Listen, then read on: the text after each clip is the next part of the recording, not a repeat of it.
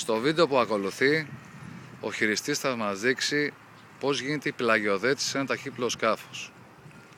Πρέπει να απολογιστεί η ορμή του και η πλάγια μετατόπιση η οποία κάνει ένα ταχύπλοο σκάφος. Ερχόμενος κάθετος στο μόλο, στρίβουμε δεξιά 90 μοίρες και όταν παραλληλιστούμε με τον τόκο κάνουμε κράτη. Η κίνηση του σκάφους, η πλάγια κίνηση του σκάφους σταθεροποιείται με ανάποδα τη μηχανή.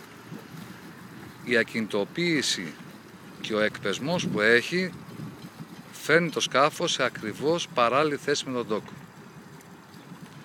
Για την άπαρση χρησιμοποιείται κίνηση πρώτα μπροστά, πρόσω, με αριστερά τιμόνι για να ανοίξει πρίμη και όλο δεξιά τιμόνι και ανάποδα για να μπορέσει να ανοίξει η πρίμη. Και στη συνέχεια για να μπορέσουμε να φύγουμε και να απομακρυνθούμε με ασφάλεια μακριά από τα σκάφη και τη στεριά.